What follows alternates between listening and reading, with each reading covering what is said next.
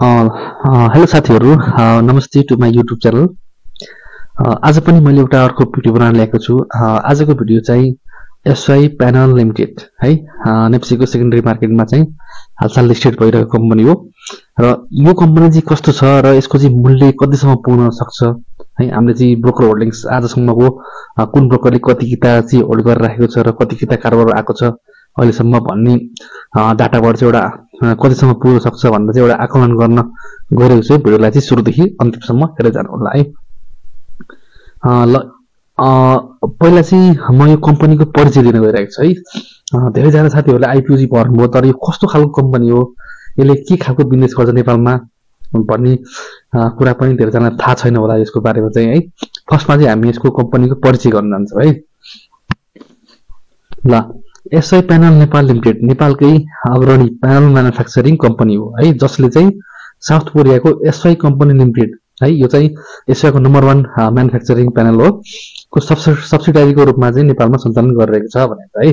र हामी प्रष्ट के बुझ्न गइरहेको छ भन्दाखेरि चाहिँ यो चाहिँ एउटा कोरियन कम्पनीको सब्सिडारी रूपमा चाहिँ नेपालमा सञ्चालन भइरहेको छ भनेर बुझ्न गइरहेको छु। कम्पनीको आधुनिक निर्माण प्रविधि प्रयोग गरी इपिएस र पियुएफ है स्यान्डविच प्यानल्स उत्पादन गर्छ। यसले चाहिँ प्यानल यो घरहरूमा आउँदाखेरि घरहरू चाहिँ यसले चाहिँ प्यानलको मार्फत चाहिँ घरहरू बनाउँछ यसले चाहिँ है।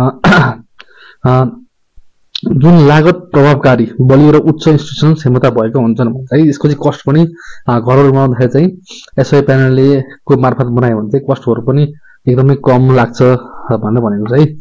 यसको मुख्य उत्पादन कोर प्रोडक्ट्स के हो हजुरले सरसरी हेर्नु है। यसको EPS sandwich panel, PUF sandwich panels, Korean standard sandwich panels यस्तो छ है। र यसको मुख्य विशेषता चाहिँ के छ है यो कम्पनीको भन्दाखेरि चाहिँ हाई थर्मल इन्सुलेसन है, अत्याधुनिक गर्मी वा जाडो दुवै मौसमका लागि उपयुक्त हुन्छ अरे है। यसको यो कम्पनीको मार्फत चाहिँ घर बनाउँदाखेरि त्यसै गरी अर्थक्वेक रेसिस्टेन्ट स्ट्रक्चर सोल्युसन है, डिजाइनदेखि कन्स्ट्रक्सनसम्म सम्पूर्ण समाधान हुन्छ। Time and cost saving technology यो चाहिँ भयो यसको मुख्य विशेषता। जस्तै कम्पनीको भिजन के छ हजुरहरूले हेर्नु होला है। यो कम्पनीको भिजन के छ भन्दाखेरि चाहिँ नेपालमा स्मार्ट सेफ र सस्टेनेबल बिल्डिङ सोल्युसनको क्षेत्रमा अग्रणी बन्ने त्यसको भिजनहरू छ है। कम्पनीको भिजनहरू पढ्नु होला।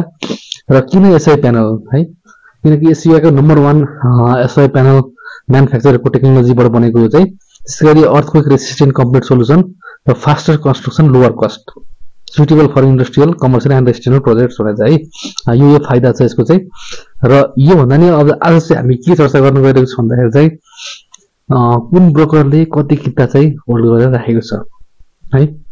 ल 58 नम्बर ब्रोकरले 1630 किता चाहिँ होल्ड गरेर राखेको छ है आजको दिनसम्म। त्यस्तै गरी 84 नम्बर ब्रोकरले 1200 किता, 63 नम्बर ब्रोकरले 780 किता, 64 नम्बर ब्रोकरले 520 किता, 96 नम्बर ब्रोकरले 50 किता र 36 र 92 ब्रोकरले चाहिँ 30 र 10 किता चाहिँ आजको दिनसम्म होल्ड गरेर राखेको छ है। र त्यस्तै गरी 58 नम्बरले अलिकति सेल पनि गरेको छ, 1230 किता सेल गरेको छ है। 84 नम्बरले 20 किता सेल गरेको छ, 63 नम्बरले 10 किता सेल गरेको छ है। अब यसो टेन्टेटिभ ओभरअल हेर्दाखेरि चाहिँ आजसम्मको मूल्य हेर्ने भने चाहिँ जम्मा जम्मी एप्रोक्स 3-4 हजार किताबभन्दा बढीको चाहिँ सप्लाई आएको छैन बजारमा है।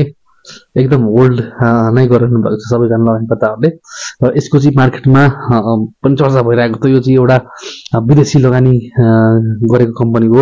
यसको मूल्य चाहिँ 20,000 25,000सम्म पुग्न सक्छ भनेर त्यस्तो पनि लागिरहेको छ मार्केटमा। तर त्यो चाहिँ हुँदैन किनभने यसको इपिएस नेटवर्थहरू खासै राम्रो छैन, ठिकठाक छ है।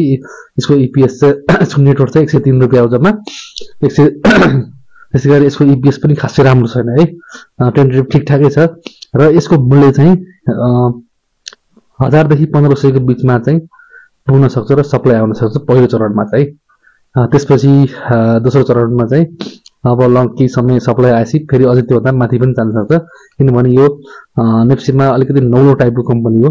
त्यही भएर यसको मूल्य चाहिँ फिक्स यतिसम्म पुग्न सक्छ भन्ने चाहिँ हुँदैन यसको चाहिँ।